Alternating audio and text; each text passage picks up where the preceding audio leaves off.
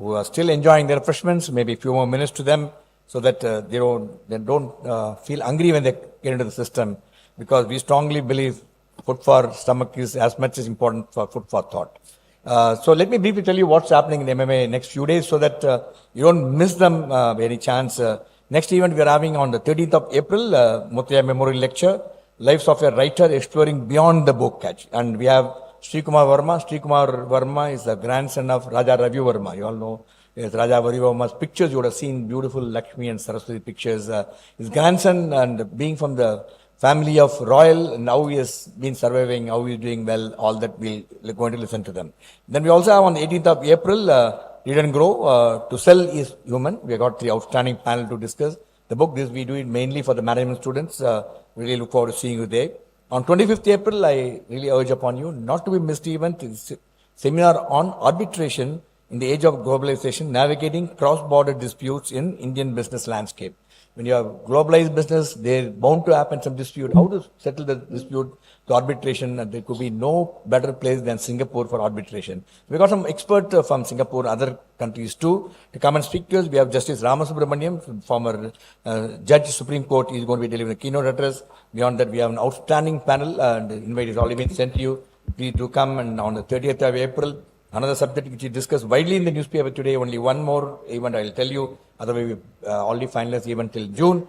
You must have seen quite a bit in the newspaper, misleading ad. The court passed strictures on the company that we shouldn't be doing misleading ads. And on this context, we got ad wars making competition healthy. Again, we have a three outstanding panel. Manisha Kapoor, CEO of and CEO and Secretary General of the Advertising Standards Council of India. They are the one who are the watchdog, controls, advice, and we also got Ilango. Ilango is from Ulka. FCB Ulka is one of the largest brand advertisement. Then Shashank Singh is head marketing and branding from the India Cement. We are also getting from Hansa Group. This is what happening in the next few days.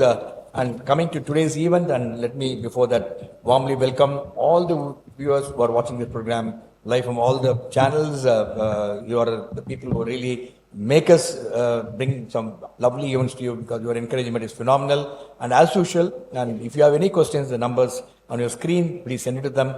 We'll collect all the questions and place it before the distinguished speakers to respond to all your questions. I only request you to please focus or the questions should be relevant to the theme what you are going to be discussing today. In fact, I can really tell you we are indeed privileged and blessed today to have one of the outstanding speaker, not in India, not in Europe, I can tell him in the globe, who is going to be here, because you're all who is here today are privileged to listen to the distinguished speaker for this evening, who will be sharing with you on the book which he has written recently, Sustainability, Why ESG is Not Enough. And along with him, we also have a very, very powerful, power-packed, very knowledgeable panel. And I can assure you it's going to be a lovely time this evening. And these subjects are very rarely discussed. But better you all know about this subject, be in business, be not in business, consultant, others, because this is the future. The future depends on how well you are going to be handling this. Ladies and gentlemen, put your hand together to welcome the distinguished speaker and panelist for this evening, Mr. Rajeev Peshawaria, author and CEO of Stewardship Asia Center. We got Mr. Anju Mary, is Additional Chief Secretary and CMD of this, and from the government of Tamil Nadu. Kumar is the Director Rules.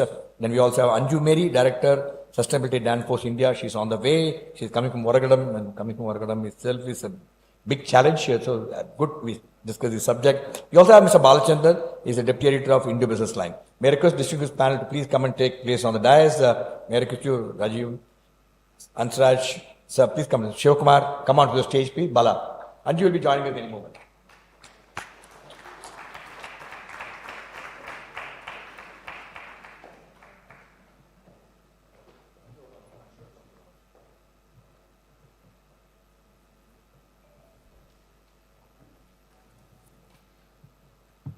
The format of this evening is I'll have the privilege of introducing all the speakers. Before that, once again, warmly welcome all the people who have joined us this evening. Also, the guest of Rajiva. Again, we have a Chief Operating Officer from who have come all the way from Singapore. Rachana, who are here, joined us, and she's been a great source of support to us, which enabled, and the CEO and Chief Operation Officer of also Stewardship Asia. They all come from there, and we have a very nice team here to be encouraging for this evening. And before I call upon and also introduce all the viewers, let me formally welcome. I think let Anju also come. Meanwhile, let me have the privilege of introducing the distinguished panel. I don't want to miss one of the panelists. She's on the way for a picture opportunity with the book. She'll be coming in any moment. With the permission of Rajiva, we'll wait for 2 more minutes. We'll wait. Otherwise, we'll go ahead. Let me introduce all the distinguished author and speaker for this evening and other panel. Rajeev Peshawaria is author, CEO of Stewardship Asia India, and is the president of Leadership Energy Consulting. He is a renowned author and speaker on leadership, ethics, and sustainable business growth. With over 22 years of global Fortune 100 experience, he challenges conventional wisdom and pioneers practical concepts like leadership, energy, steward leadership, and named one of the top 100 global thought leaders for trustworthy businesses. And he has authored bestsellers like Open Source Leadership and Too Many Bosses, Too Few Leaders, contributing to the Forbes with background of in leading organizations like Coca-Cola and Goldman. Rajiv delivers coaching, consulting, and advisory services globally and inspiring personal organizational transformation. So, really privileged to have you with us, Rajiv. Great to have you with us this evening. Let me also have the privilege of introducing other distinguished panel who are joined us this evening. Mr. Anju Verma is Additional Chief Secretary and Chairman and Managing Director of Tamil Nadu Industrial Investment Corporation. And he's a yes. And Dr. Anju Verma is very popular with our members and our audience. No wonder he's one of the person who really goes out of the way to support and help people. Anju is currently serving the Additional Chief Secretary and Chairman and Managing Director of Tamil Nadu Industrial Investment, as I mentioned to you earlier, driving strategic vision and growth initiatives, and over 35 years of expertise in civil service and a background in industrial and IT sector. He positions TIC as a growth catalyst aligned with the vision of making Tamil Nadu a $1 trillion economy by 2030. Verma has held various leadership roles in organizations including Titan, TNEB, TITCO, NABARD, and many more. And he has a deep interest in Industry 4.0, cybersecurity, ESG, military history, and strategy. Very warm welcome to you, and he's also a member of the MA Management Committee. Great support of everyone. Warm welcome to you, Mr. Anju. Then Kumar, good friend of mine, is a director of Root Industries and also got a number of other companies. He's one of the largest supplier of Ashok Leyland in terms of the bodies. Then also does Titan, multiple departmental stores. He's a man in multifaceted personality, good friend, good supporter of MMA. And as I mentioned, he's a director of Roots. He's a strategic leader and passionate entrepreneur known for redefining the perceptions in asset-like manufacturing and retail with focus on wealth creation and innovative HR practices.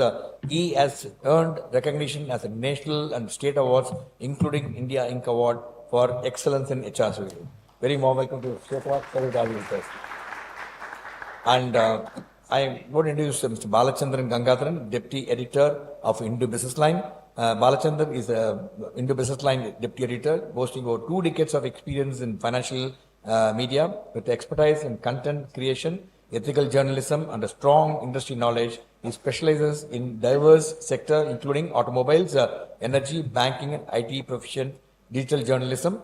He excels in research interviews and crafting compelling narratives. Very warm welcome to you, Bala. It's indeed a pleasure to have you with us. Let me also introduce Anju. Anju will be joining us any moment. In absence, introduction is good.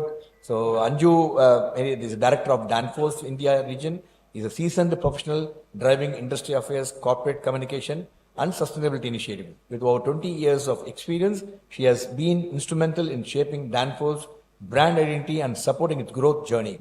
Anju's contributions have been recognized through awards like Golden Peacock Award, Economic Times, the most sustainable organization in India. She actively participates in various industry councils and working group advocating for a safe and sustainable future, and you'll be joining us any moment. Now, gentlemen, you know what's a fantastic panel and speaker we have this evening. Before I request Rajiv to come and share his presentation, may you please step forward. Let's do the honor of officially launching your book, sir. May I request you please step forward and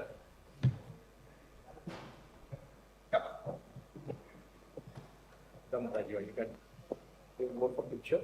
They all have a copy of the book. So.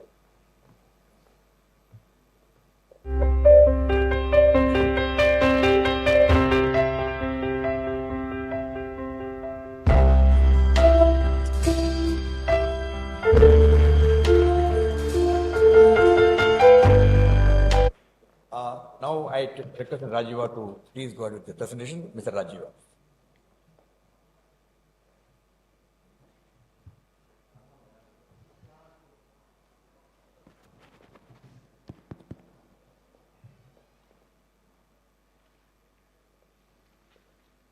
Thank you very much, Group Captain, for that very kind welcome and those very kind words. I will hope to live up to the expectations you have created.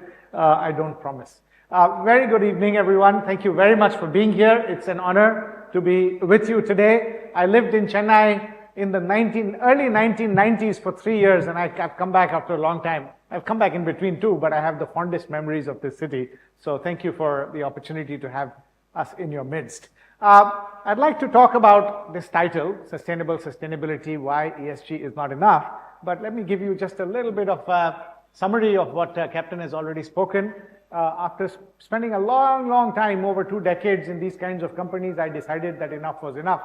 And I turned into a struggling author. I call myself a struggling author because I like to write books, but nobody reads books these days. So, I also write a few columns, quite a few magazines and papers, but again, yeah, people read short stuff, but reading books is an art these days. And what I do these days is focus on sustainability. Hopefully, I want to change your view today about how you think about sustainability and what some of the solutions are. So bear with me. It might sound strange in the beginning that what is he talking about, but if you stay with me for half an hour, I think it starts to make sense. Okay? So with that, I want to start with a bit of a warm-up. Yeah? So if you wouldn't mind opening up your phones and joining this little quiz. So just scan the QR code and have a little fun with me for the first 5 minutes, and then we'll launch in. So just join this quiz, and I hope people online who are watching can also see the QR code. Please scan it and join, and we will get started in just a minute as some names start appearing on the screen.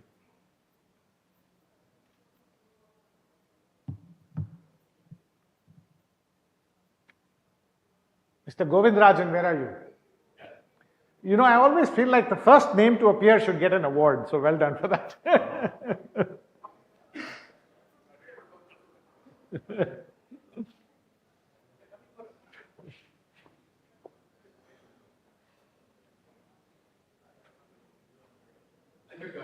Wonderful.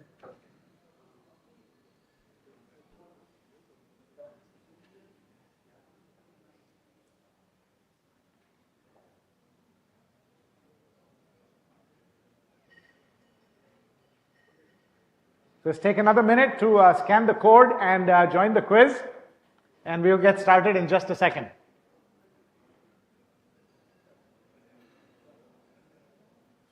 There is a little prize for the one who gets all the answers correctly, so do join the quiz.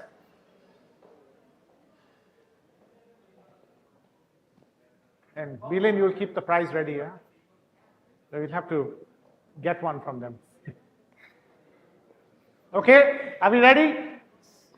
Are we ready? Yeah. Very good. Okay, so I'm going to ask you a few questions about sustainability, and what you have to do is simply use your phone and answer them, and let's see who gets most of the questions right. This is just to have some fun and to set the context. Here is the first question. We are 8 billion people in this world.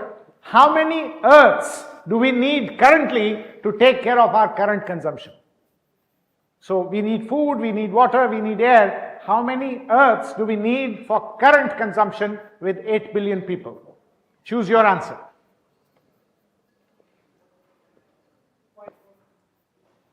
Okay, well done. 27% of you got that one right. We already need 1.7 Earths. My dear friends, by 2030, we will need 2 full Earths to take care of us. That is the situation that we are facing. Okay? So, Mr. Alex is right now winning, but we shall see whether you keep your lead. Here's the next question. Normally, until a few years ago, 5 species used to go extinct every year. How many more times the normal rate is it now of species extinction? Take a guess.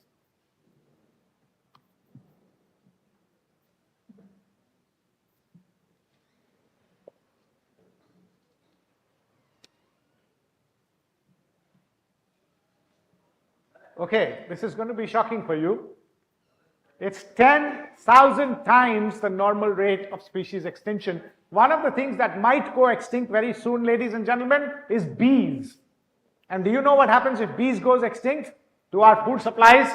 I don't need to teach you that, right? This is the kind of crisis we are dealing with right now. All right. So, Ajit, where are you? So you're leading right now. Young man, keep that lead up. Next question. 1% of the richest people in the world are twice as rich as how many people? So the top 1% richest people in the world, they are twice as rich as how many people? We are talking income inequality now.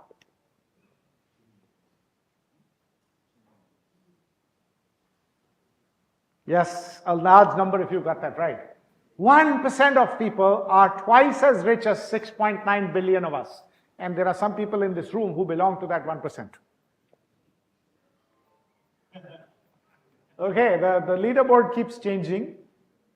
Here's another one. What percentage of people live on less than $5.50 a day? 8 billion people. What percentage of them live on less than $5.50 a day?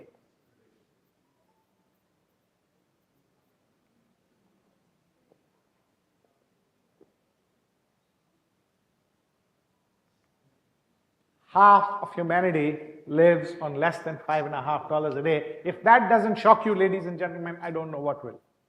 Okay. All right. Let's see.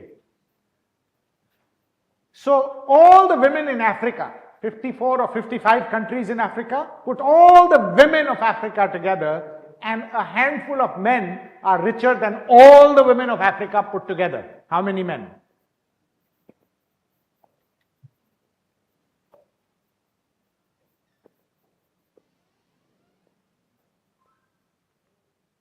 $22 men are richer than all the women put together in all of Africa. Yeah, scary, isn't it? Okay, Alageswaran, where are you? You are leading, my friend, so you're almost there. Keep up.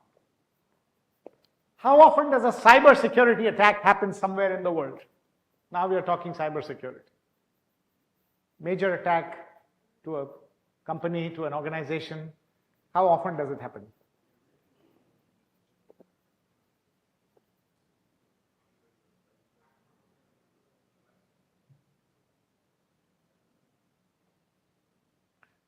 Majority of you got that one right. Every 39 seconds. Okay, here's another one. Pooja. Where is Pooja? Wow, you've taken over. Okay, well done. How many computer files are stolen every second? These are your and my PowerPoint and Excel files and all those sorts of things. How many files are stolen every second?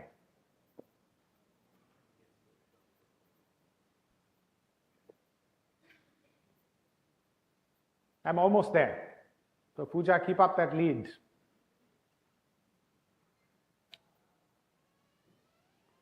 Well, it's not quite 257. It's 44 files per second. Still a pretty daunting number, isn't it? Okay, Ajit, you're back on top. How many dollars are currently parked in ESG funds? You all know ESG funds? The capital that is allocated for environmental and social causes. So these are these investment funds around the world. These days, every financial institution is selling these sorts of funds to invest in, and this is money allocated to tackle climate change, socioeconomic inequality, etc. Are you ready for this? $43 trillion. That is 1/3 of all assets under management. That's 1/3 of all capital in the world. Can you believe it? Now, how come suddenly 1/3 of all capital is designated ESG funds? Think about it. How can it be possible? Right? Okay, Pooja, back on top. The point is, so Pooja, where are you? There's Pooja, villain, big hand. You can walk up to her. Or later on, later maybe. So there's one or two more questions, but we'll declare you the winner because the rest of the questions are not part of the quiz. So well done there. The reason I was asking you these questions, ladies and gentlemen, is these three things are the biggest challenges facing humanity today. If we don't tackle them, within about 10 to 20 years, there may be no humanity and planet left. That is how serious the issue is. I'm not here to fearmong, I'm here to just raise the issue. The good news is that everybody today is talking about sustainability. All of you are here because of the topic of sustainability. Every government, every leader, every business person, everybody's talking. The good news is everybody's talking about sustainability these days. The bad news is that everybody is talking about sustainability these days. A lot of talk, right? That's the issue. Here's one thing I want to show you. Everybody today in this room, in this city, and in this world is naked. Yes, you heard that right. Every one of us today are naked. Individuals are naked, organizations are naked. Why? Because of connectivity. So what that nakedness means is that whether you do anything about these challenges or you don't do anything about these challenges, either way, your actions or your inactions are in full public view. That is the issue, right? The other question is this. People think that the ESG framework, everybody's talking ESG, ESG, ESG. I don't know how many consulting firms are mushrooming who are offering services on ESG. That ESG is going to solve our problem. ESG is made up of three things. Let's give you tax incentives, or let's give CEOs incentives to go green. Okay? Link their bonuses. Regulations. Every country, more than 100 countries have passed regulations on ESG. Let's make tougher laws, and that will save the planet. And capital, $43 trillion, as I just mentioned. That's ESG. And that's going to, capital, incentives, and regulation are going to save the problem. That's what people think, that government should pass more regulations. It's about the government. It's about the NGOs. It's about this. It's about that. Let me ask you another question. Of the 100 top economies in this world, of the top 100 economies in the world by size, how many of them are countries and how many of them are companies? So if you take the GDP of a country and the market cap of a company, and that way you come up with the 100 largest, most valuable economies, how many are countries and how many are businesses, do you think? Anybody want to take a wild guess? 50 will be business. Anybody else? 69 are business. Only 31 out of the top biggest economies are countries. So should business take responsibility for climate change, socio-economic inequality, and cyber vulnerability to save our lives? Yes, we cannot leave it to governments. That is the key point. This idea that I'm paying my taxes, I'm an honest, humble businessman or woman, I pay my taxes, the government should save the world. No, because 69 of the biggest economies are actually businesses. So no, world's biggest business leaders, we will not let you go. You have to take responsibility. Right? So here's the question. Incentives, regulation, and capital is supposed to save the, I should have cleared this one.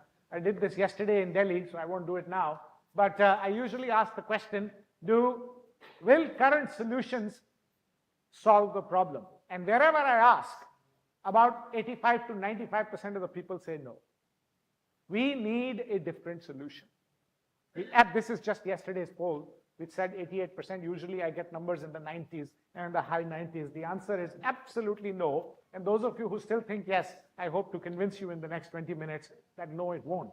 We need a different solution to protect the future of our children and our grandchildren, which is yet to start. My generation's already lived their lives, but what about all the young people in their room and those with children?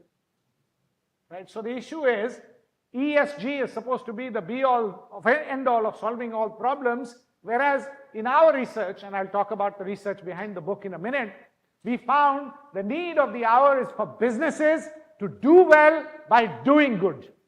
What I mean by that is, please make billions of dollars of profit with our blessings. No problem, we are not against profit. Make money, make money, make money, but make money by doing something about these challenges. According to the World Economic Forum, climate change alone represents $10.1 trillion of new business opportunities every year for the next 30 years. When the polar ice cap is melting, while it is creating havoc, it is also creating new agricultural opportunities under the ice, and all kinds of other opportunities. $10.1 trillion of new business opportunities for the next 30 years, and 395 million new jobs. So you want to make money? Please make money, but make it by addressing these challenges. That is our call to the business leaders, the powerful businesses and the small businesses of the world. So the question is it possible to drive superior shareholder growth by addressing these challenges like climate change, inequality, and vulnerability? Is it possible, or is this just a poetic idea? I want to give you some proof points. Here is a CEO, during their 10-year tenure as CEO, provided 290% return to shareholders. They did it by creating a sustainability-based business plan. They exited highly profitable lines of business because they were harming the environment or harming the society, and came up with environmentally and socially responsible products. Initially, in the first 2 years, the share price of the company went down, profits went down, market share went down, and 75% of his leadership team quit their jobs because they thought he is going to make the company down to zero. But then the magic happened. But the board continued to support him. Then the magic happened. In the end, it was 290% return to shareholders. Which company is this? Who is the CEO? Anybody? It's a household name. Not GE. Who said Unilever? Who said? You said Unilever. There you go. You're not allowed to answer. No, I'm just kidding. Well, yeah, you're absolutely right, sir. It is Paul Pullman and Unilever. He had to stand tough for the first 2 years. Couldn't have done it without the support of his board. So here's proof point that doing well by doing good is possible. Another one. 21,000% stock price appreciation since IPO in 1992. They've been in the Fortune Most Admired Companies list for more than 21 years now. 77 countries and growing. They focus on the S, the social aspect of ESG. They were the first employers in the world to provide full healthcare benefits even to part-time workers. Till today, they are one of the largest employers of people with special abilities, and they continue to grow and grow and grow. Who is this? Any idea? Anyone? Sorry? Not Infosys. Not GE. This is Starbucks. This man, Howard Schultz, was the son of very poor immigrants. His father was a temporary truck driver. One day he broke his leg and came home, couldn't work for 3 months because you can't drive with a broken leg.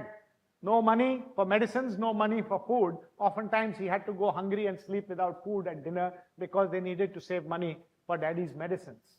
At 17, he swore to himself that I will create a company my father never had a chance to work for, where everybody is included and everybody is treated with respect and dignity, no skin color, no economic situation. Hence, they became the first company in the world to provide full healthcare benefits even to part-time workers. The rest, as they say, is history. Here's another one. In business and growing profitably for over 155 years, the average lifespan of a company, by the way, is only 18 years these days.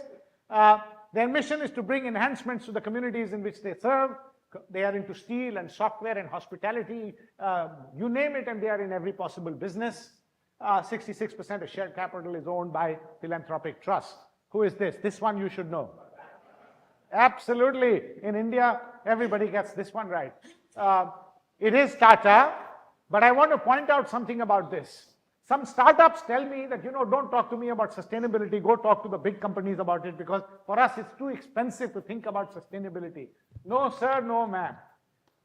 This is what Jamshedji Tata said in the 1800s. In a free enterprise, the community is not just another stakeholder in business, but is in fact the very purpose of its existence. Before the first steel plant went up in Jamshedpur, hospitals went up, parks, community parks, schools, etc. were built. Not because he was giving money away in charity and he wasn't a billionaire at that time, because he knew it was the right thing to do for the business. And I will give you many, many examples of startups that are today big giants who started with this kind of thinking. He was not the only one.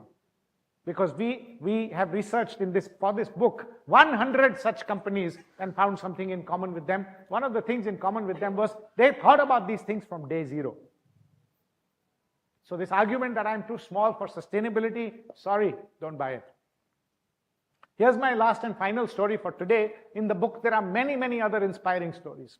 This picture that you see of scorched earth, 30 years ago, this would look like. It used to be a very, very lush green forest, and then it was completely deforested. This is the northern Thailand region called the northern Thailand area called the Doitung Mountains, border with Myanmar and Laos, called the Golden Triangle. Up to 30 years ago, the independent, heavily armed militia was controlling this region. It was not under any government control. So there were only two professions: prostitution and drugs, opium production. Hence, because of opium, all the deforestation had already taken place, right? If you did not succumb to one of those two professions, you were beaten up mercilessly by chains and are forced into either prostitution or drug trade. That was the condition. No schools nearby, no hospitals nearby, so if you fell sick, the only medicine was opium, so heavy duty addiction as well. That was about 30 years ago. One fine day, the Thai princess mother landed there in a helicopter and told her foundation, her team, I reject this present, I see a different future, go build it for me. She was already in her late 70s at that time, and she only was a ceremonial head of state. She was not really, her foundation was not super rich. Say, go raise the money, go do something, but you have to change this present into a better future. Fast forward 30 years, that picture now looks like this. My research team and I were there while writing this book, and we clicked this picture ourselves. Beautiful lush green forest now, totally reforested. Gone is prostitution, gone is drug production. Today, those same impoverished villagers who were beaten up once a week at least owned 5 highly profitable businesses. Single origin coffee, macadamia nuts, handicrafts, fabrics, tourism, and also ready-made garments. They use Italian designers. They sell to Muji and IKEA and many, many brands. Many airports have the Doitung shops, and they are hugely, hugely profitable community-owned businesses. Is it possible to do well by doing good? Yes, it is.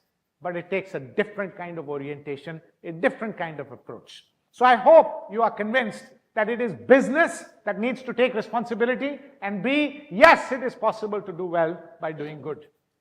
How is where I will go to next. Okay? So, but out of all these good stories of the Tatas and the Patagonias of the world, we also have some horrible stories. Who has heard about the Dieselgate scandal? You know about the emission scandal? They were lying to the US government about the emissions in their cars.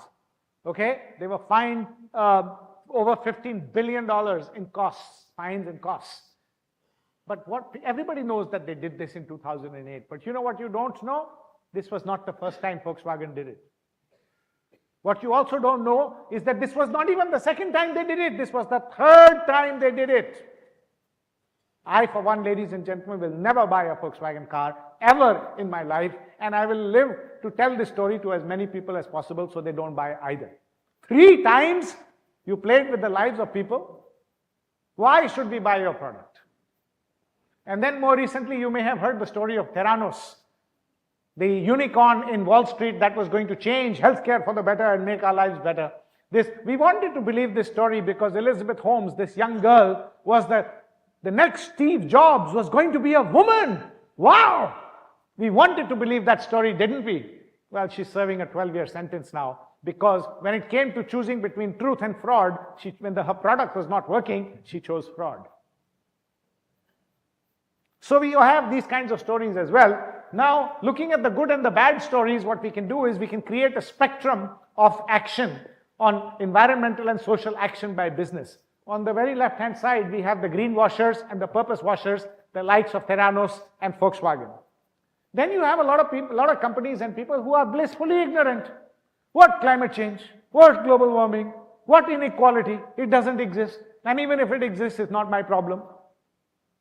Then you have the window dressers. Aha! Everybody is talking about sustainability these days. I need to be seen to do something. Let me put some statues and some mannequins on the window and make him look very good, but no substance. Right? By the way, there are lots and lots of organizations in these categories. Then you have the box checkers, the box tickers. Because now there are so many laws about sustainability, let's do exactly what the law says and no more because we don't want to go to jail. More about that later. And then a few are the true champions of environment and sustainability in business. The key difference is these guys here are profiting from today's challenges, whereas the true champions are creating profitable solutions to today's challenges. That's the difference at the one end to the other end of the spectrum. So the question is, how do we move more organizations to the right? How do we move more organizations? How do we encourage more organizations to take ownership and move to the right? To answer that question, I would like to ask you another question. What is common between Enron, Theranos, and FTX? You all remember the Enron scandal?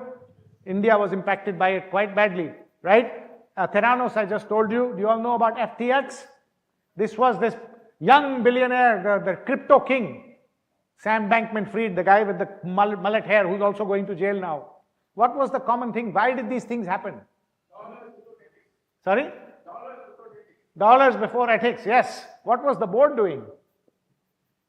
Was the board, where was governance? Where was compliance? Where was due diligence? Whenever I ask this question, besides the ethical question, what comes up is they were all the result of poor compliance and poor diligence and very weak corporate governance, right? So what is our response for that?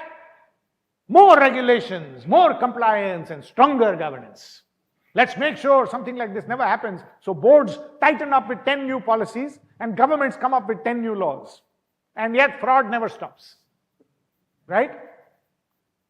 I met a very interesting guy a few years ago. His name is Andy Fastow.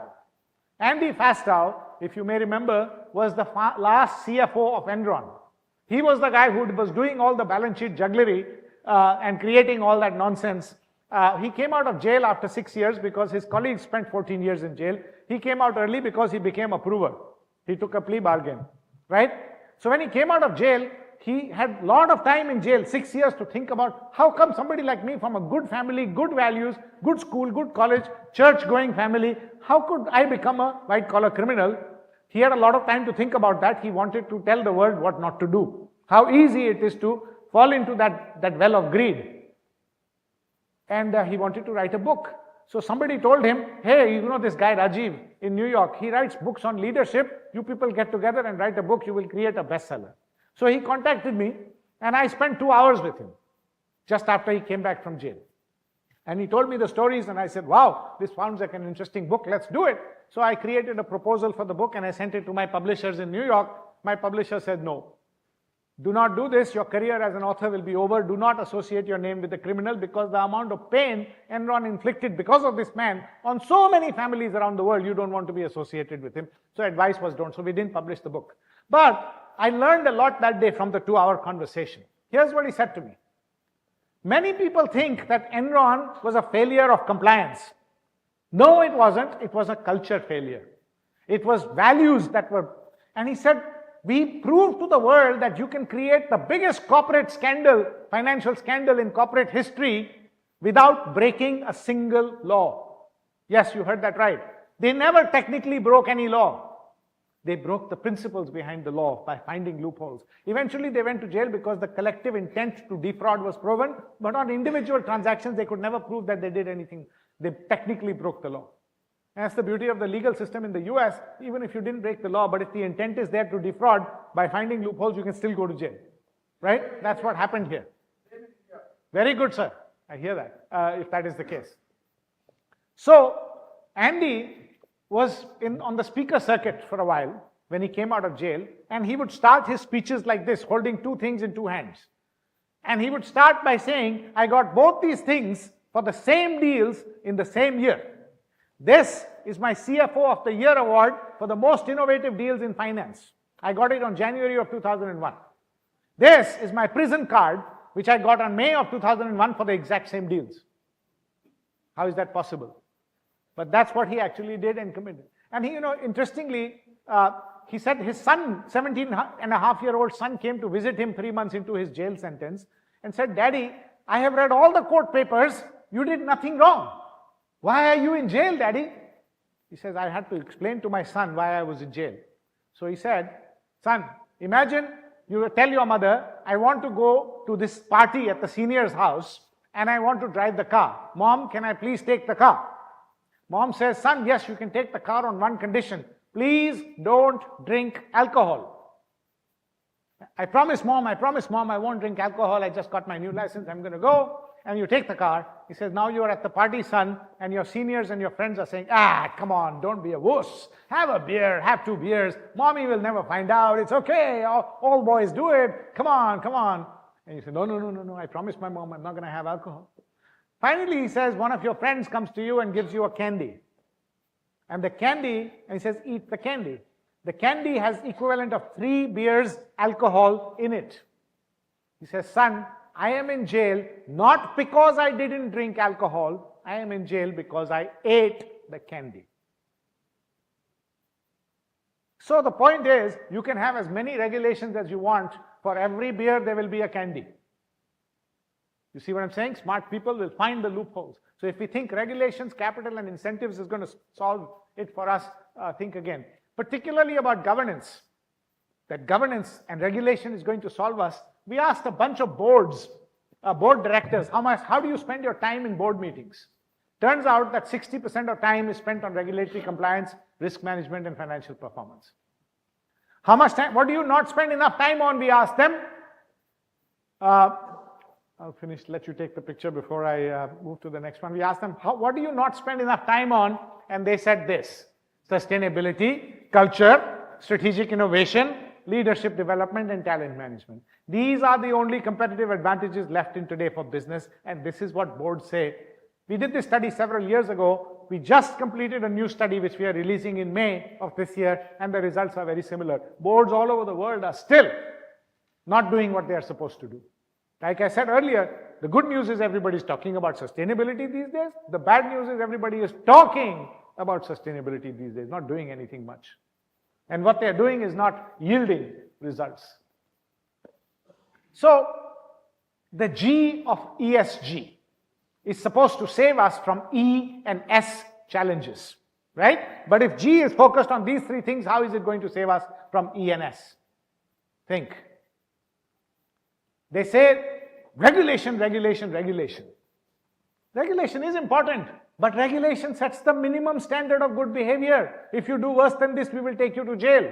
That's what regulation does, right? Let me ask you, if you are a law-abiding citizen who does nothing wrong, does that make you a good person? Not necessarily, right? And that's the point.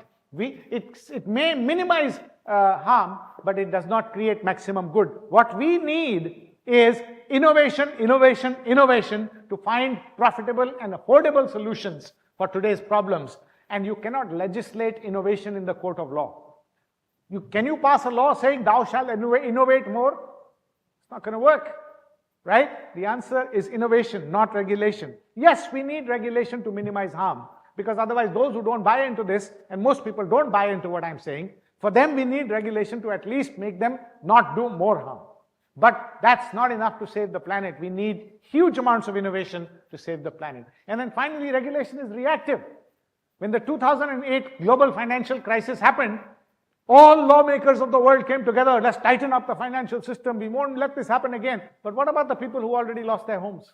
Did they get any help? Ille. Nothing. Then there is another management fad which says, you want people to behave? Well, incentivize and measure. What gets measured and incentivized gets done, they say. If you've studied any book on management, you have seen this phrase, correct? I say no. Overemphasis on measurement and incentives will create bad behavior. Why did all these bankers sell those mortgages in 2008 when they knew it was going nowhere? Because of flawed incentive system. Over measurement, over incentivization creates bad behavior. We've known this for over 50 years. There's a lot of management literature which says you over measure, over incentivize, people will misbehave to maximize their. Now the latest is they're linking CEO bonuses with ESG markers. Improve your ESG scores and we will give you a bigger bonus. So what do you think CEOs around the world are doing? Are they actually doing good by ESG? No. They are hiring sustainability officers and sustainability teams who are producing glossy sustainability reports to make the CEO look good. Half the people in the sustainability team are communications and PR experts, not environmental scientists, not social scientists. Yes, the biggest profile in any sustainability team is comms and PR, not environmental or social science. So you overmeasure, that is what you will get. That's why you're getting rampant greenwashing. So these so-called conventional truths about management and leadership, please think again, we are in the 21st century. So no, incentivization and measurement, overhyping it is not going to work. Let me give you a fun example just to take a side note. Basketball. Some teams, the teams that win more often than lose in basketball, they do one thing better than losing teams. What is that one thing that winning teams do very well? Any guess? Passing. Yes, sir. Winning teams pass the ball very, very effectively. The National Basketball Association, the NBA, which runs the pro basketball, which is billions of dollars worth of business in the US and the world, when they are drafting you for a pro, what data are they looking for? No, sir. That would be the ideal world. That's exactly what they are not looking for. Passing makes you win, your team win, but the NBA is not looking for your passing record. Scoring. Okay? So, if I am playing to be drafted, should I pass the ball or should I shoot the ball? My team is going to lose, so what? But my shooting record is going to be... That's called On the Folly of Rewarding A While Hoping for B, an article that my former boss and mentor wrote 45 years ago. 6-page article, free download from Google. You will read, you will feel that it was written yesterday. He warned us long time ago against this over-incentivization and over-measurement. By the way, it's the world's most downloaded article ever, management article ever. Every business school teaches it. Every business school has it as required reading all over the world. It's an American management classic. Yet, we don't learn. We keep doing the same thing again and again, hoping for a different result. We ignore the genius of Einstein, who told us that doing so is the definition of insanity. So, coming to the close, we go back to our spectrum that I showed you the other day, and we ask people in 25 countries, what motivates these guys, the guys on the far right, the true champions of environment, the Tatas or the Patagonias of the world, what motivates them? Why do they do what they do? Do they do it because of measurement and reporting pressure? Do they do it because of regulation and compliance? Do they do it because of tax incentives? Or do they do it because of the cheap capital, $43 trillion? Or do they do it because of genuine proactive leadership intent? And again, if I did this poll today, majority of you will choose number 5, because every time I do this poll, that's what happens. So I will skip the poll, but most of you will choose the idea that it is about a genuine, different kind of leadership orientation because of why the Tatas are where they are today. Okay? Now, it's not just leadership. I'm coming to the close. Stay with me for another 5 to 7 minutes, okay? Now comes the crux. So what did we learn from those 100 companies that are doing well by doing good? Driving positive shareholder returns by addressing existential challenges of today and surviving for hundreds of years. Tatas are not the only one. We looked at 100 of those. What did we learn? What they had in common was a new form of leadership called steward leadership. But before we understand the word steward leadership, you have to understand the word leadership and understand the word stewardship. So 1 minute each on both of them. The word leadership. The common definition of leadership is helping, coaching, guiding, directing, thising or thating people towards achieving common goals.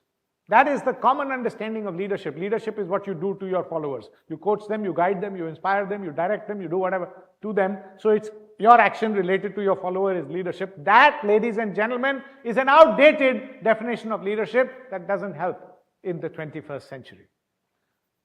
I know that is the standard definition of leadership because in all my seminars I ask people to define what is leadership and they all come back with something like that. Leadership is the act of coaching, guiding, motivating, inspiring, directing, thising or thatting people towards achieving some common goals. That was the 20th century definition.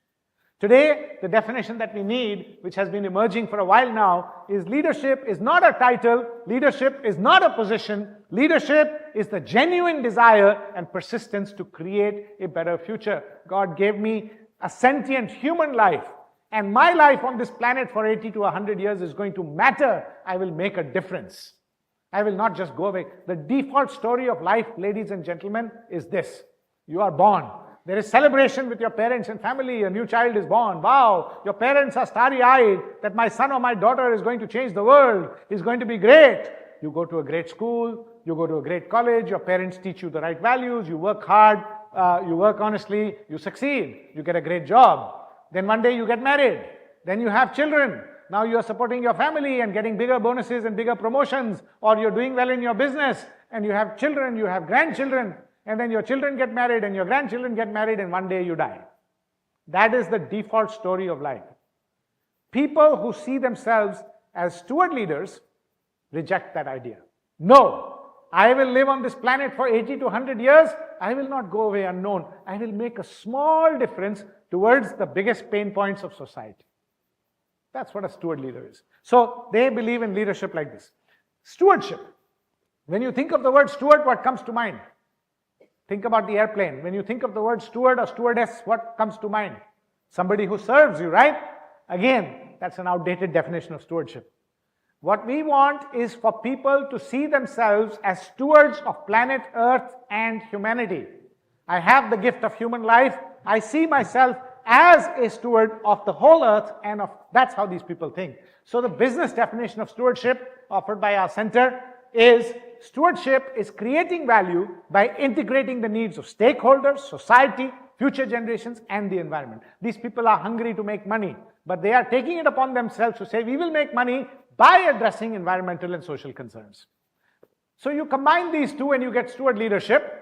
You borrow from the definition of leadership and say, leadership is still the genuine desire and persistence to create a better future, steward leadership. But you borrow from the definition of stewardship and say, not just a better future for me or my shareholder, a better future for everyone, a collective better future for stakeholders, society, future generations, and the environment. That is what Jamshedji Tata was, a steward leader. He took responsibility for Mother Earth and the society.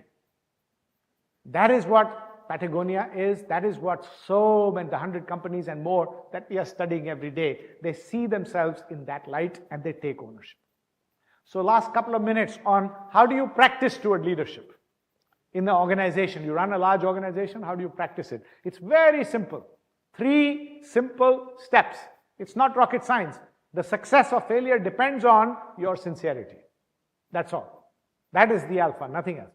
The first step is to incorporate 4 specific values, we call them stewardship values, into the company's value system. We learned this from the 100 companies that we studied. The first is interdependence. Interdependence is the belief that the more I do for society, the more my business will succeed. That is how Jamshedji Tata thought. That is how, have you heard of this company, Faber-Castell, the pencil makers in Germany? 270 years of successful track record and still very profitable. Right from day one, they focused on society first. They provided employee benefits like housing and insurance a full 40 years before such things became the law in Germany. And that is why they are so successful. So they believe in interdependence.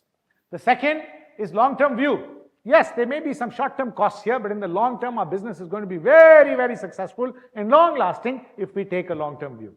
The third is ownership mentality.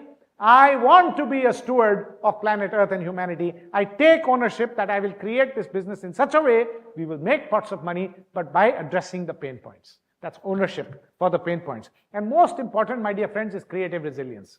Because making money in this way is much harder than making money the normal way. So you need to innovate, innovate, innovate. What happens with innovation? You fail 8 out of 10 times. Okay? But they never give up. Hence, both creativity and resilience. So step 1 is to make this part of the culture. Many companies articulate these ideas, but they are posters on the wall. They don't actually follow them. Okay? I'll give you 2 quick stories. Netflix company, you all know Netflix? Netflix had a policy on travel and entertainment for employees when they travel on business, when to travel on business class, when to travel on economy, how much to spend on breakfast in Chennai versus Mumbai. Your companies have such policies? Show me a hand. Yes, most of you do, right? One fine day, Netflix said, throw away this policy, and they came up with a new policy. The new policy looked like this, 1 sentence. The 2-inch binder went away. The new policy was act in Netflix's best interest. What do you think happened to travel and entertainment expenses over the next 3 years? Now employees are able to decide how much to spend, when to spend, no rules. Came down 30%. Okay? That's one example. Second example is this. Do you know what this is? Do you remember this video went viral 5 years ago? United Airlines had an overbooked flight and nobody took the $400 to give up their seat that day, which is the rule. And then they beat up this guy and dragged him in a bloody state out of the aircraft. That video went viral. Did anybody see that video? No, you didn't? You did, right? So what did they say? The rule book says if it's overbooked flight, offer somebody $400 and send them on the next flight. That day nobody took it. Second, the rule book says if nobody takes it, pick somebody at random and let them go. They picked up Dr. David Dow. It was a 2-hour flight. They said, here's $400. Please go on the next flight in 2 hours' time. He said, no, I have a medical emergency. I need to go there. Now pick somebody else. Sorry, sir, the rule says random and you are Mr. Random today. He refused to leave, so they beat him up and dragged him out. Because they only could understand rules, not values. You know what the worst part is? Not that they beat him up and dragged him out. The worst part is what the CEO said when the news broke. What do you think the first words of the CEO were when this video went viral? No, it wasn't sorry. That's what it should have been. He said, my employees did nothing wrong. They followed stated company policy. Sorry? SOP. SOP. Exactly. I want to ask Mr. CEO this question. Instead of feeling compelled to follow stated company policy, if they were empowered to follow stated company values, I repeat, instead of feeling compelled to follow stated company policy, if they had felt empowered to follow stated company values, and values, by the way, were humility, service, customer first, blah, blah, would they have worked harder to find a different solution? And what would you do if you were in that position and nobody's taking 400? What would you do? What would you do if you were empowered to live the values as an employee of United Airlines that day? So you offered 400, nobody's taking it. You need somebody to give up their seat. What would you do rather than beat up this guy? Is there any other solution? Well, nobody did that day. Or offer him more money to give up his seat. Instead of 400, offer him 800, 1,000, 2,000, correct? Nobody had that sense to do that day because they didn't feel empowered to live the values. Values were only posters on the wall. My point is this, my friends, that these values should be embedded in the culture. That's what those 100 companies taught us. So that's step one. Step two, now articulate the purpose, the better future that you want to create. What is it that you're going to work on? Which environmental problem or which social problem? 2 seconds, 2 minutes. And then you decide what happens.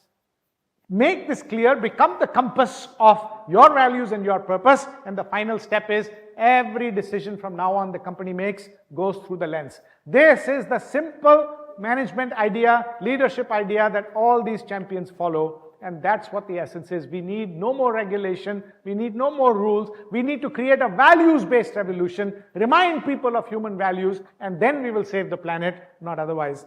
So, my dear friends, I'll skip a few things because I've already taken too much of your time. To conclude, here's what I would like to say. Governance uses the power of rules. Steward leadership uses the power of purpose, values, and profit to save and to thrive. So, we suggest that ESL should be upgraded to ESL. ESG should be upgraded to ESL, where L stands for leadership, steward leadership. Does the organization have a compass of stewardship values and purpose? Is it just a poster on the wall, or do you make decisions? And have you created enough innovation engines in your company so that you can find innovation solutions? Junior people everywhere are trying to innovate. Have you created that culture? That's what we need.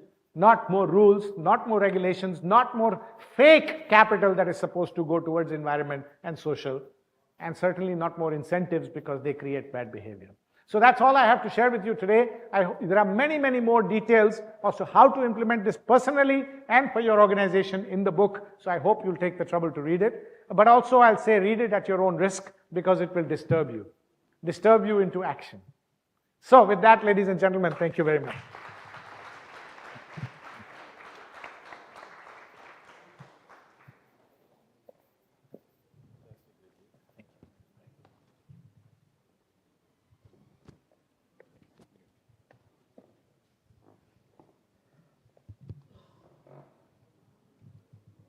Hello.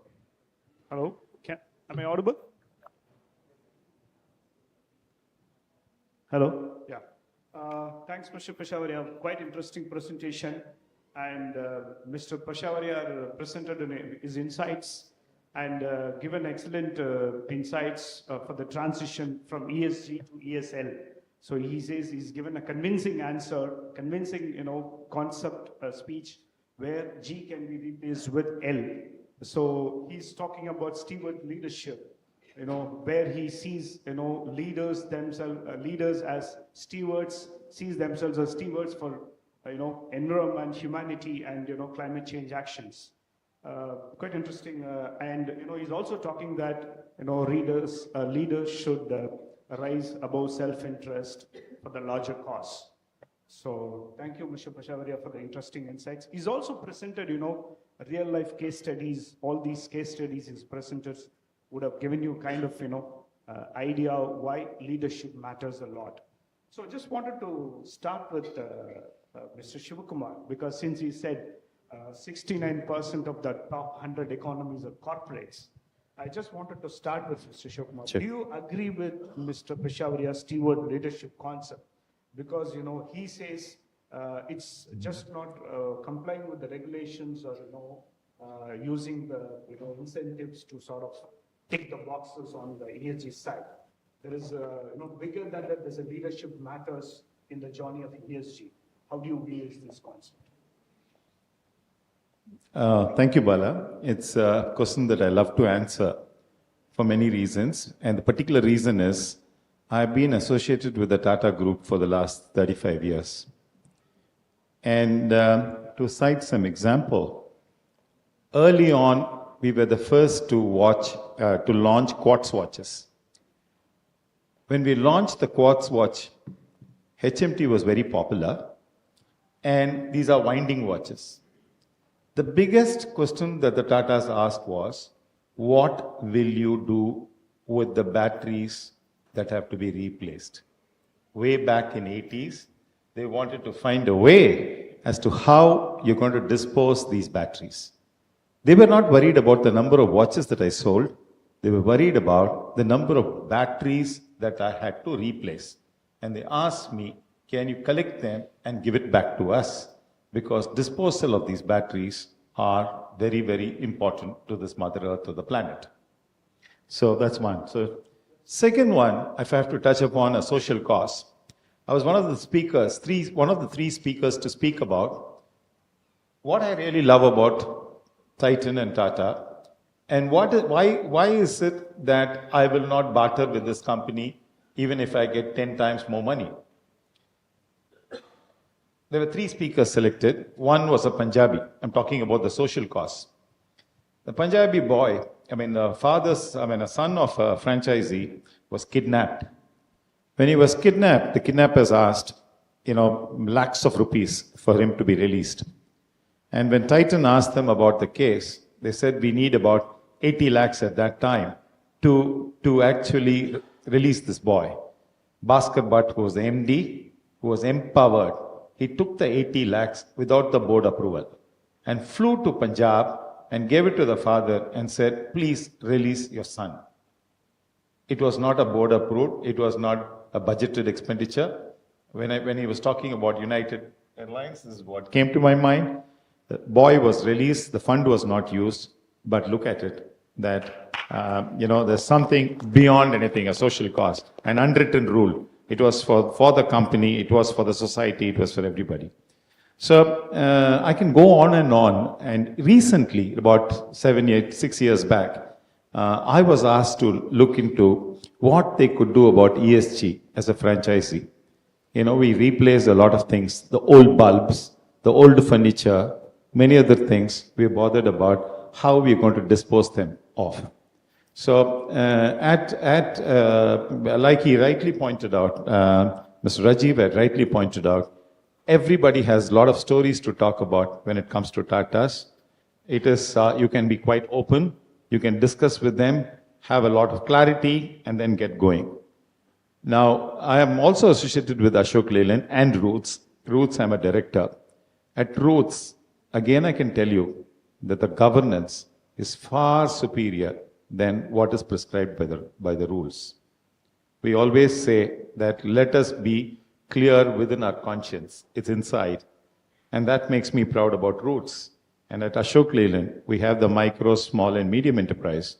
And the ESG department is working closely with each one of us to ensure that we go beyond compliance. So this is what I love to share. Great. Just one more question on that. He's also said, this compliance, ESG framework, everything, actually unleashed, new culture of, just compliance and the other thing. But is it beyond that? Do you think that the leadership will play more role? These are the things will become a common thing. ESG, compliance is all things. But would the leadership, take it to the next level where, whatever the targets we fix could be, achieved over a period of time? Yeah. See, if you have a lot of rules, and if you have to follow the rules, and if you're incentivized for following the rules, and if you can grow your business with these rules, then the one shortcut that every leader can take is greenwashing. And that's an easy route for him, for saving his face, the company's profitability and everything. That's when the conscience of the leader plays a part. So if you're a conscience leader, if your values are clear, your purpose is very clear, then I feel that the leader can make a difference. And that's where Rajeev has spoken about the steward leadership. Great. Thank you. I just want to go to Anju, since she's also part of the corporate and she represents a company which supplies energy efficient solutions. Anju, I think you've been seeing, supplying energy efficient and climate change areas. How do you view the leadership responsibility in those companies?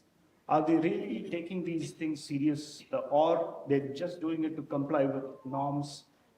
Is there a tangible focus or a deeper focus there to go in the journey of ESG? Thank you, Bala. So each company will have its own reasons to kind of adopt ESG. So if you take the case of Danfoss, where I come from, the primary reason came because the country of Denmark took up an ambitious target to be carbon neutral by 2030. And the city where we are situated, the city of Sonneborg, came back and said, if my country wants to be carbon neutral by 2030, I will be carbon neutral by 2029, and came up Project Zero. So when you're coming from a region which has got an ambitious target to be carbon neutral by 2029, the company automatically has to come up with equally ambitious targets. And that is how Danfoss set the target to be carbon neutral, especially in Scope 1 and Scope 2 emissions by 2030.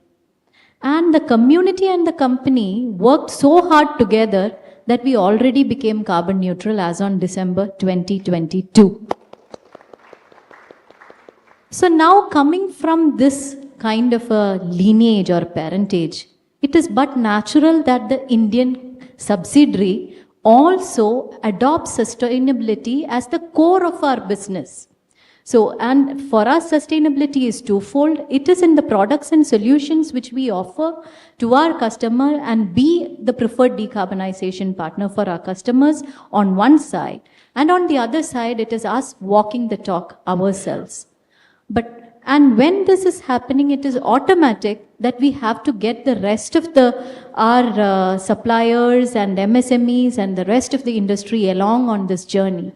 So sometimes it is thought leadership, sometimes it is guiding, sometimes it is being right there for them to take them along on this ESG journey.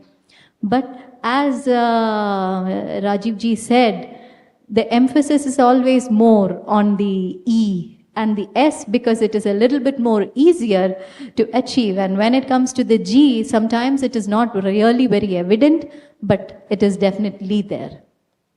Excellent, thank you. I just wanted to go to Mr. Hansraj Verma. Probably if you had attended any conferences, CI conference, other things, Mr. Verma would be passionately speaking about climate environment. He's now, thank you for being here, Mr. Verma. I just wanted to ask you, Mr. Peshawar said, all these things are not anti-profit or anti-shareholder thing. So, I mean, when you form frameworks and rules and regulations, do you also ensure that it is just not anti-profit, but also meeting the values from the government side? How do you sort of ensure regulations, just not only, make these companies comply with meeting the norms, also, take the society along or take value, create value? We'll be happy to take your view. I'll speak from the perspective of the Tamil Nadu Industrial Investment Corporation. I am the CEO there. This is India's oldest state finance corporation, formed in 1949. Our founding chairman was India's first finance minister, late through R.K. Shanmugh Chetty. We are in the Platinum Jubilee celebrations now. As a part of differentiation in the very competitive world of finance markets, we have taken a lending plus value proposition under which embedding sustainability in the MSMEs is part of our key core competitive philosophy. Today, going green or going sustainable or going on the ESG journey is no longer an option, no longer a choice, but a compelling business imperative. If India and our MSMEs want to be part of the global supply chains, they have to negotiate this journey called ESG. You're all aware of the emerging trends of CBAM, cross-border adjustment mechanism of the European Union, the EUDR, the business responsibility and sustainability framework of the SEBI, the scope standards.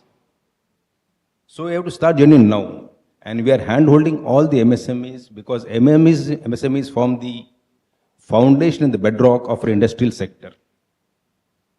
MSMEs are the key vendors for the OEMs.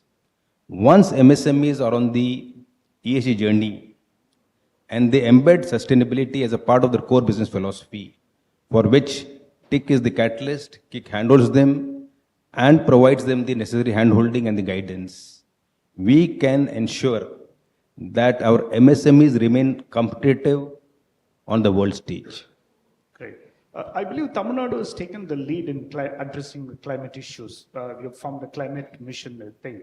So could you please elaborate a bit on that? Are there real, are you sort of focusing short-term priorities and long-term priorities? And where this, is there a leadership focus also there? Somebody is appointed as in charge who can drive the change. See, Tamil Nadu has always been a thought leader, technology leader. We have the vision of the Honorable Chief Minister to make Tamil Nadu economy one trillion economy by 2030. An integral part of that is going to be green manufacturing. And Tamil Nadu is blessed by nature in having abundant renewable energy sources, whether it's solar, wind which is both onshore, offshore, hydro, biomass. So this will be an essential component of the green manufacturing. And this lead is being taken by the Department of Environment and Forests, under whom there were green finance companies there. So there is total support by the political leadership and the bureaucratic leadership for green manufacturing and the ESG journey of Tamil Nadu. Okay, thank you. Just before going to others, Rajeev, I just wanted to ask you one question. I mean, I know the Steward leadership, I think it requires, massive reservoir of energy, resilience to tackle the issues that come on the way in this journey. I mean, would you suggest how to create such, leaderships? You've cited examples, but in Indian context, how do we do that? So I get asked this question a lot. Is this working? Oh, yeah. Yes. It's okay. So I get asked this question a lot, and people call me a poet, people call me a dreamer, saying, you are spreading this goody tissue spray, and do you think human beings are going to listen to it? And I say, I agree, 80% of the people will not buy a word of what I am saying. Because what we are suggesting is directly against the human wiring. We are asking you to believe in interdependence, whereas most people believe in self-interest. Because the world is so tough already, I have to survive. If I start thinking of other people, I will be crushed. So that's the default thinking is me, myself, not interdependence. We ask people to think long term. What long term? I want to know what is here today and take it. That is the normal human condition. We ask people to take ownership and make themselves uncomfortable. Why should I make myself uncomfortable? I want to have a good life. We want people to struggle for innovation. No, that's tough. Somebody else do it, not me. So everything we are asking, have a purpose bigger than yourself. That's what steward leadership in a nutshell is. Stewardship purpose and core values. Everything is against the norm of how human beings are wired. So I am here to tell you, don't read this book. 80% of the people will not believe a word of what is said here. Here is the good news. So why did I write the book if nobody is going to buy it? Right? Here's the good news. We don't need to convince everybody. We cannot convince everybody. We only need to convince 20% of the people in this world. And why is 2 out of 10 the magic number, you might ask? Anybody knows? Pareto principle. Thank you very much. Well done. We only need 2 out of every 10 people in this room to say, I will be a steward leader and we will save planet Earth and humanity, and that is it. So, I am not naive. Yes, you are right that most people will think about greed and self-interest first, but for every 10 such people, there is a Jamshedji Tata. For every 10 such people, there is a Mr. Ayala in the Philippines or Patagonia in the US, and we have a scheme in which we recognize a lot of companies called SL25, that bunting over there, scan that code. If you are doing something meaningful for society, then apply and we will recognize you and on the global stage. We have enough people like that. So the point is we are not even at 20% right now. Great. Just one more question. You also said, the compliance is just not only for the bigger companies, companies with resources, even a smaller one, startups. Startups can also, go travel in the sustainability journey. But the MSMEs in Tamil India face different types of challenges compared to their counterparts in other countries. Is there a view that, something which can give it for the MSMEs in this country? Yes. For the sustainability, to take this path of sustainability? Every single large giant today was one day a MSME in the world. The ones that survived more than 18 years, because that is the average span of the company, what they have in common is they thought sustainability first from day one. You see, this is not, so the question is, do I see sustainability as a cost problem and an unnecessary reporting problem? Or do I see it as a win-win-win leadership opportunity and a growth opportunity? It's all in the mindset. If you think of it as a growth and leadership opportunity, you will never worry, because that was the essence, and you might agree, of Mr. Jamshedji Tata, and then it continued down 155 years.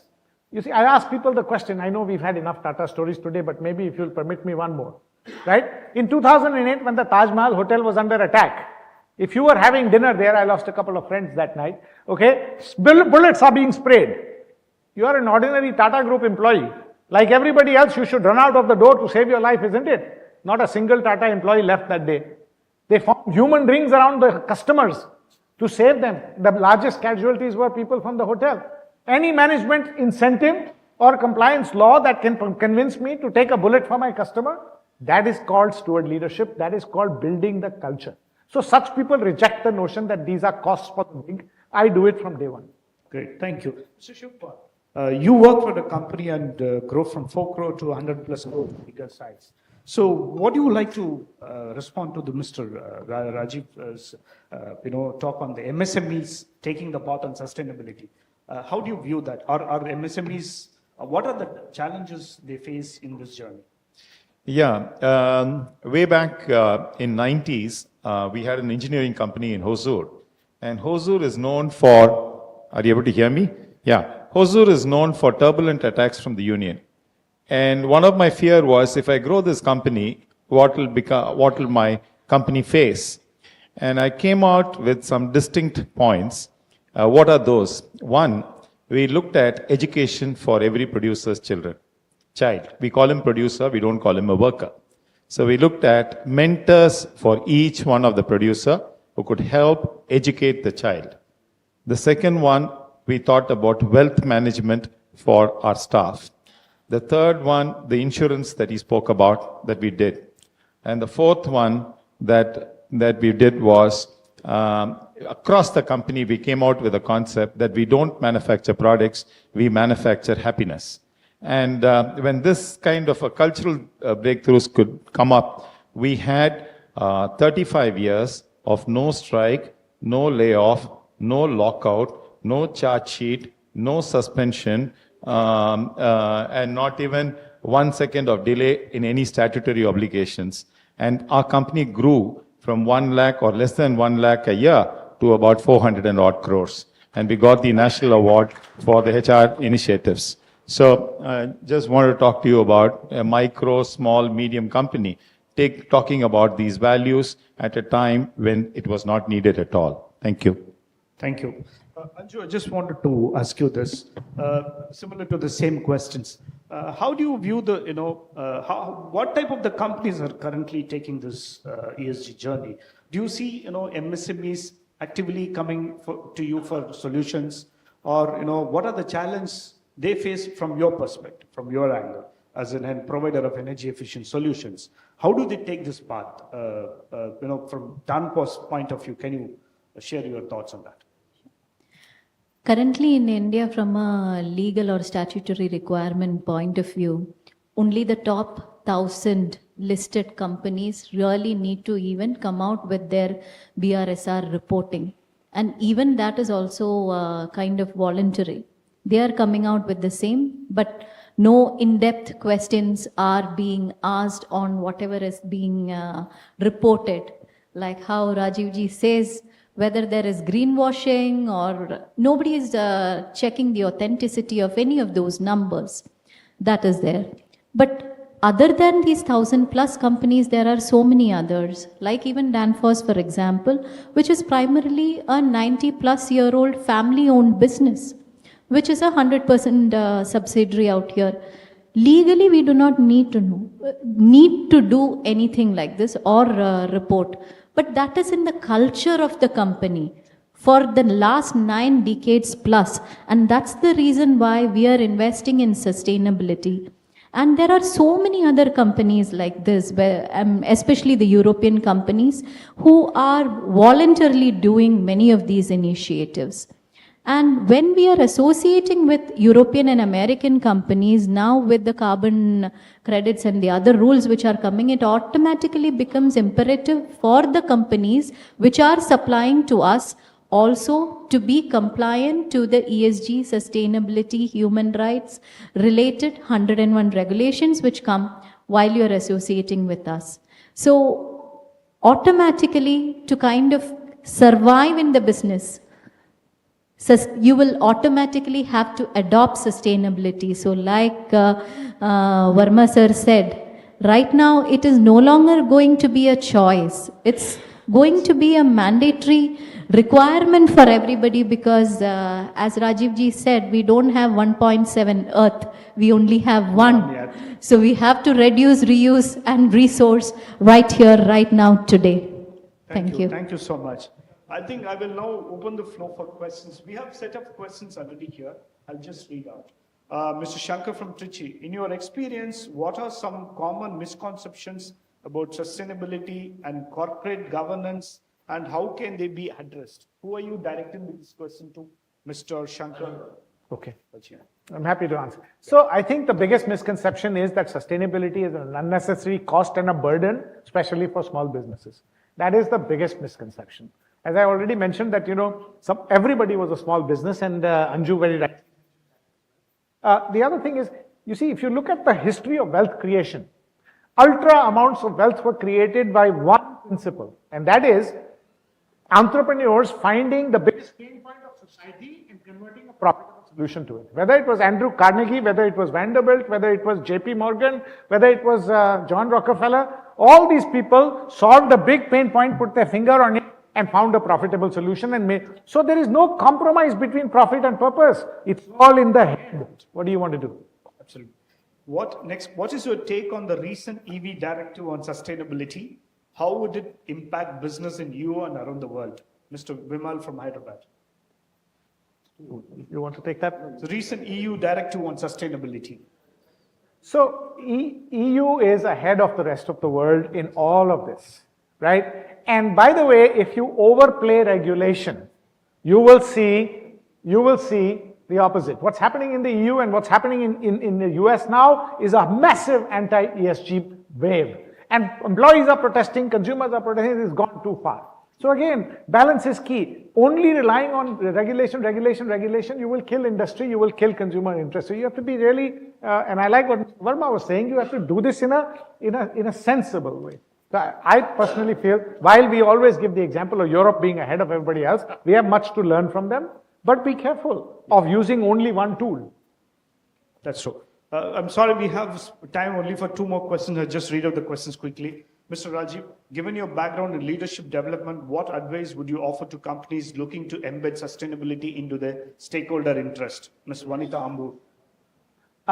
Stop thinking about how to embed sustainability in the business, but make sustainability the business itself. Ask yourself the question, what are the biggest pain points today? They are climate change, they are socio-economic inequality and cyber vulnerability. Can you find businesses that can address these challenges? If you do, you will make huge amounts of money. So, again, mindset change. One last question. In your opinion, what are the biggest challenges companies face in transitioning towards more sustainable business practices, and how can they overcome these challenges? Ajit, Mumbai. Again, the difference between companies that do this very, very successfully versus those that are struggling is the voice at the top. Either they are greenwashers or they are just window dressers. They are talking the talk, but they are not really pushing it down. But steward leaders walk the talk, and then everybody does it. That's the difference. Great. Thank you so much, Rajeev ji. Thank you, Mr. Verma. Thank you, Anju. Thank you, Mr. Kumar. Wonderful.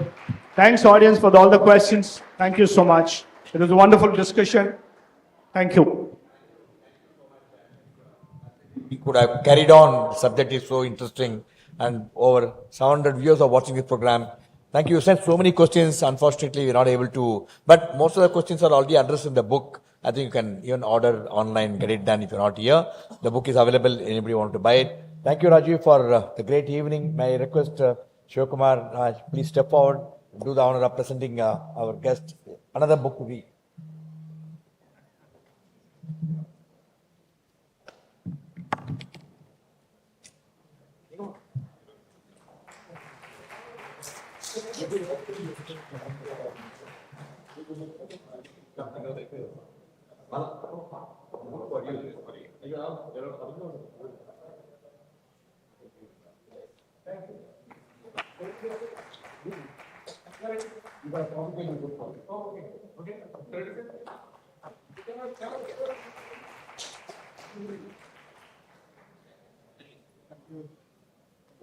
Thank you, ladies and gentlemen.